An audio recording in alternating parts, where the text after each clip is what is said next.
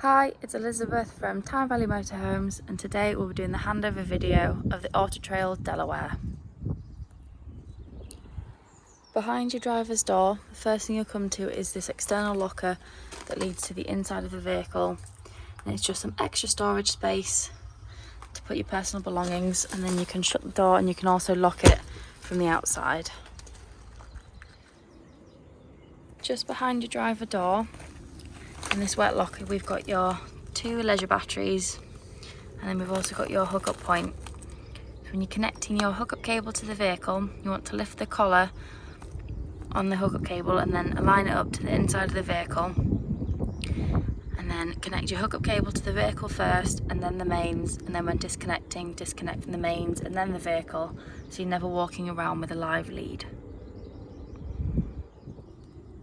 And then next to it we've got this wet locker, so you can put your wet clothes, muddy boots, anything that you don't want in the vehicle that can be wet and dirty, you can pop it in this locker until you get home, and it's a nice secure place to keep your belongings.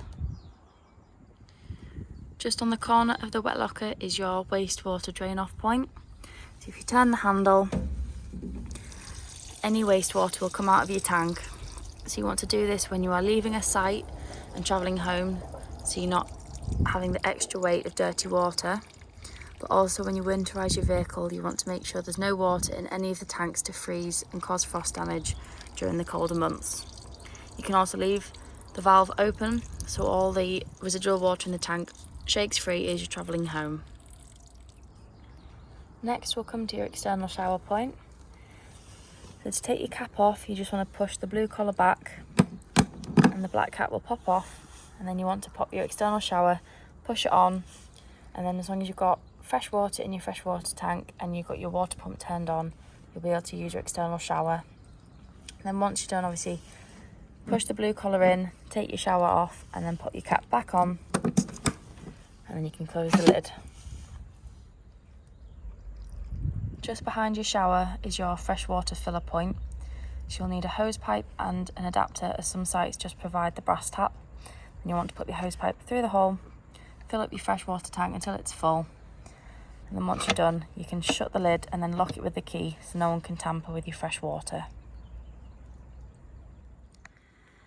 Under the vehicle behind your back wheel, we've got your freshwater drain off point. So again, when you are leaving a site, you want to dump most of your fresh water out so you're not travelling home with the added weight of the water. But also when you're winterising your vehicle, you don't want any water to freeze and cause frost damage in the vehicle. So to open it, you just twist the handle round and then the water will come out and drain from there. At the back of the vehicle, we've got your garage space. So this goes all the way through to the other side, giving you a nice large space to store your bigger items. And then you've also got 2 D-rings to tie anything large down and secure it when travelling. At the back of the vehicle, at the top, we've got your reversing camera. Then we've got your spare wheel in this locker here. And then we've also got your tow bar along the bottom, along with your reversing and indicator lights. On the passenger side, above your back wheel, we've got your external barbecue point. So you'll need this adapter and a length of hose to connect to your Kadak and barbecue. And then you'll also want to have the gas running through your van before you can turn this on. But once you have, you just twist the handle, and then there's a sticker here to show you on and off. And then you'll have the gas flow to your Kadak and barbecue. Next, we've got your cassette locker. So as long as the blade on the inside of the toilet is closed, you can pull your cassette out. Then you want to twist the handle, open it up, and then empty it out. You want to push in this orange button as well at the same time, just to get in some air and stop it from glugging. And then you want to swill it out with some fresh water before putting it back in. Pop some blue or green liquid in your cap, and then it's ready for use again. To open your gas locker, you want to come to the inside of the vehicle behind your passenger door, and then you want to pull this lever up and it will release your gas locker. So in here it will hold 2 6-kilogram gas bottles. You always want to make sure that they're tied in nice and tight so they don't rattle around when travelling. When you want to connect your pigtail to the gas bottle, just remember it's left to tighten, right to loosen, opposite way round being gas. And you can turn your gas flow on and off with the dial on the top here. And then if you've ever got your gas bottle turned on but you're not receiving gas in the vehicle, just make sure this little yellow button's pressed in and it's flush with the tremor control. It's just a crash valve, sometimes it'll pop out, so you just want to make sure it's pushed in and then you'll receive gas in the vehicle. On the inside of your passenger door, we've also got your ideal tyre pressures. And then on the outside of your passenger door, we've got your diesel and AdBlue.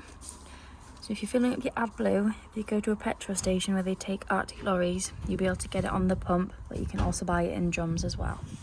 The first thing you want to do when you get into your vehicle is turn your main control panel on. And then from here, you can turn all your internal lights on and off.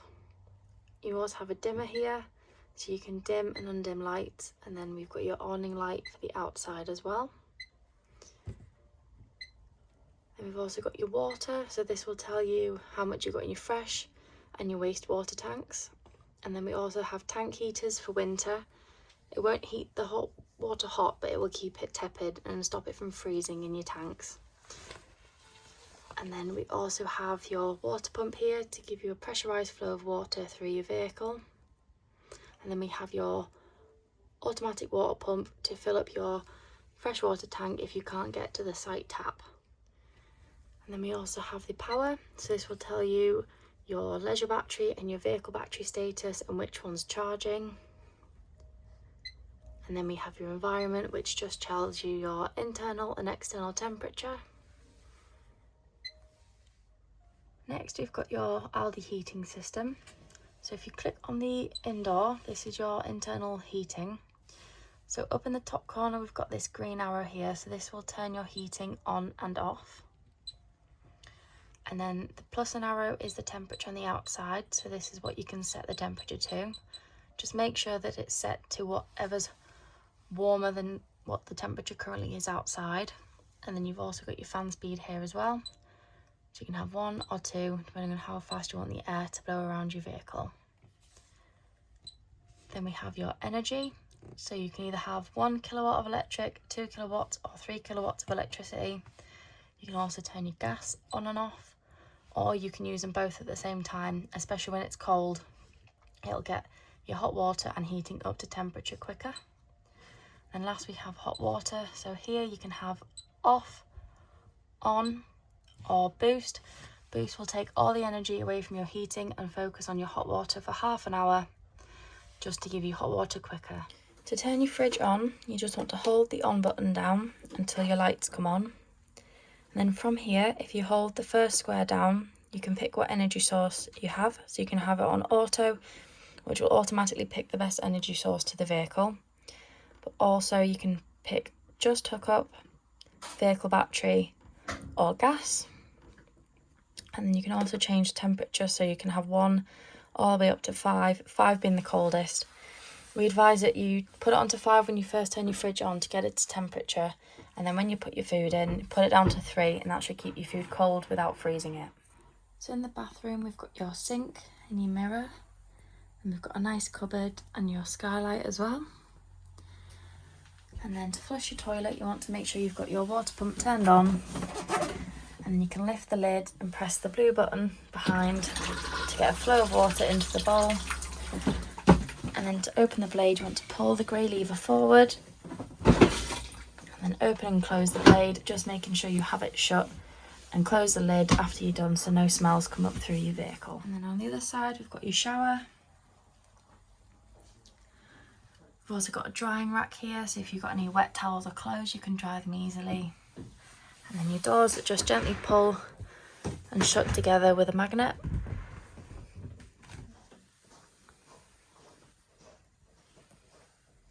In the back of the vehicle, we've got your bedroom with your island bed. And then we've got your windows and your cupboards. We've got a nice skylight that opens up to give you a breeze. And we've also got your TV bracket so you can relax and watch TV in bed. The cupboard on the driver's side in your bedroom, we've got your Wi-Fi box. So with this you'll need a data-only SIM. EE and Virgin are typically the best providers. And then you just want to take the back off the Wi-Fi hub, and then you can put your SIM in and then turn it on, and it connects just like your Wi-Fi at home. So there'll be a password that you link up to your phone and your TV, and then you've got Wi-Fi for your holidays. Here we have all 3 of your gas burner hobs working. Just remember that once you've used them, you want to let the metal fully cool before you put the glass lid down, otherwise it will shatter. Here we've got your grill working on gas. Here we've got your oven working on gas.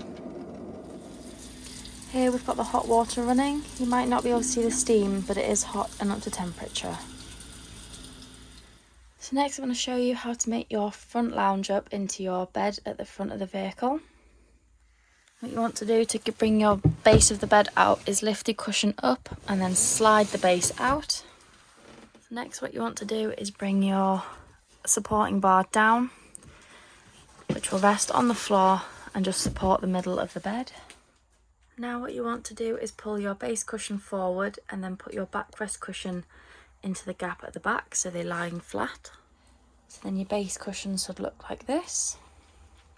And again, to bring this side of the bed out, you want to lift up the base cushion and then pull the base of the bed out. Now what you want to do is reach under and pull the supporting leg down and then place the base of the bed onto the floor, ready for the cushions. And then you want to do the same to this side as you did to the other. So pull your base cushion forward and then put your backrest cushion into the gap at the back. Here we've got the bed all made up in the front of the vehicle. When using your radio, the first thing you want to do is turn your radio on. So there's a little rocker switch just to the right which you want to turn on, and then your radio will come on.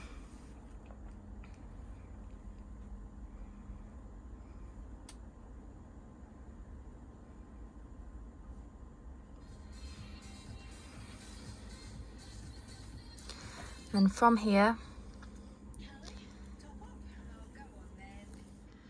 on your home page, you can have your Apple CarPlay or your Android Auto when you've got your phone connected. We've also got your DAB radio station, so you can flick through, or if you click the 3 lines here, you can have a list of radio stations to pick what you'd like to listen to.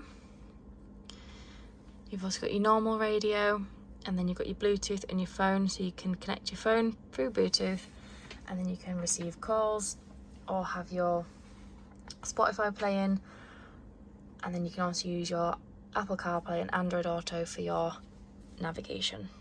And just below your radio we've got your air controls, so we've got the temperature here, and then you can have your fans on high, low, got your AC.